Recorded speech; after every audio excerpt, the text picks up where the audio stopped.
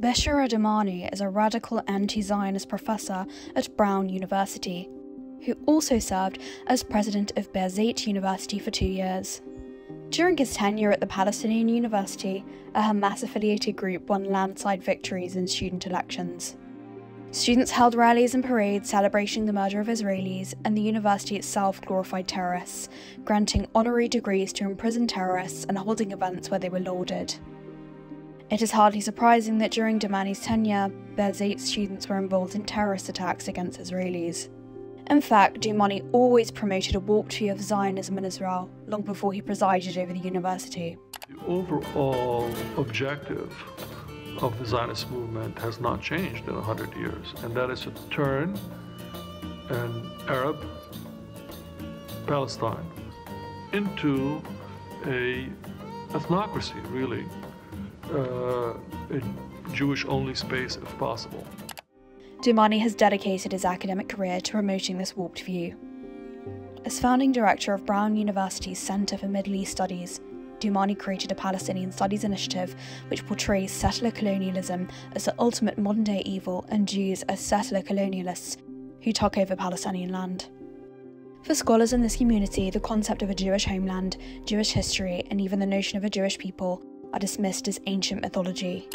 As an aside, to be clear, this is not about so-called ancient history. This is not about mythology of belonging to a place, but rather the actual and ongoing belonging of the Palestinian people to Palestine. Our belonging to this land does not require ancient mythology. WBUR, which calls itself Boston's national public radio station, chose to defer to Beshara Doumani as the ultimate authority on the 1948 founding of the State of Israel on its Here and Now program with host Deepa Fernandez. Professor, there are two different narratives or histories, one Palestinian, one Israeli, about what happened in the year of 1948. What do historical facts actually tell us about what happened? In 1948, the majority of the Palestinian population was expelled or had to leave their homes due to a war between what would become the Israeli army and the Palestinians and some of the Arab states. As a result of the British leaving Palestine on May 15th to end their mandate over Palestine. Doumani implied that the Jews waged a war in 1948 to seize the land after the end of the British mandate. This is a complete fantasy. The United Nations proposed partitioning British mandatory Palestine into 2 states, one Jewish and one Arab. The Jews accepted. The Arabs rejected the chance for something that had never before existed, a Palestinian Arab state, and launched a war against the Jews in an attempt to destroy the reborn Jewish state in its infancy. They failed. But NPR's Deepa Fernandez has clearly bought into the propaganda. Today, millions of Palestinians in the US and across the world are commemorating the 76th anniversary of Al-Nakba. The term directly translates to the catastrophe, and it refers to when hundreds of thousands of Palestinians either fled for their lives or were forcibly expelled from their homes in order to make way for the creation of the State of Israel in 1948. Later, she invites Doumani to expand on his narrative. Palestinians mark Nakba as what happened in 1948. Was that the only time Palestinians have been displaced or expelled from their homes? 1948 is not an event but a process of colonization that began in the 1880s and continues until today, which has 3 features: demographic displacement, that is to say, replacing the people of Palestine, the native population, with Jewish immigrants, and 2, expropriation of their land to build more Jewish-only settlements, and 3, denial of their right to have rights as a people with self-determination.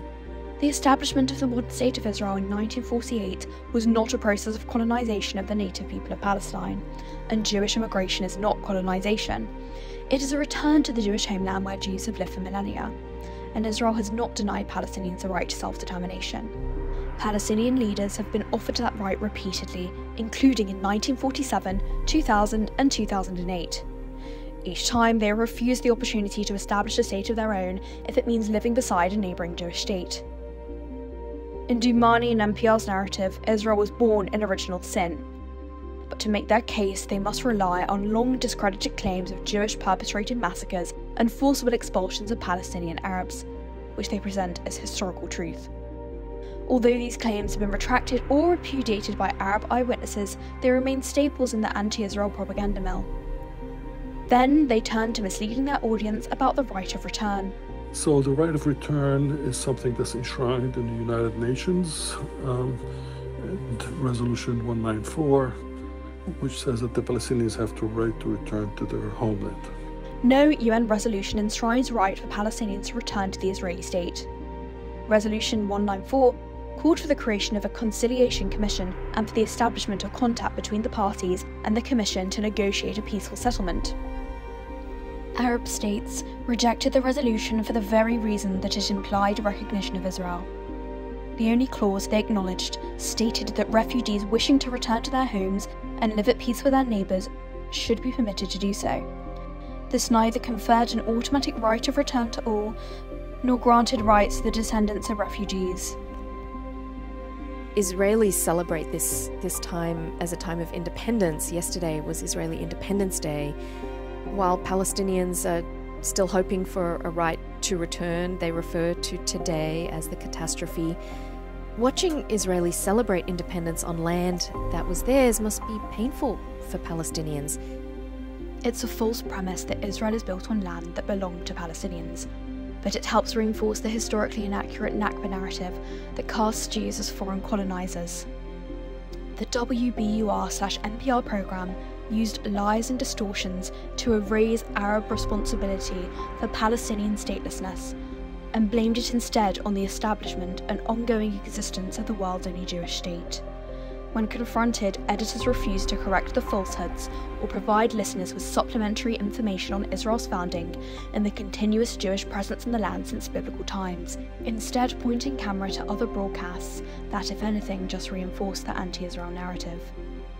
WBUR describes itself as an award-winning producer of high-quality journalism and boasts of reaching 7 million listeners across the country each week.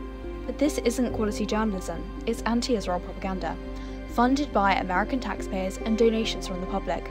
WBUR CEO Margaret Lowe pleads for listeners to donate their hard-earned dollars, yet dodges responsibility when her station produces propaganda masquerading as journalism, with the segment even listed as an editor's pick. How long will the public let them get away with it?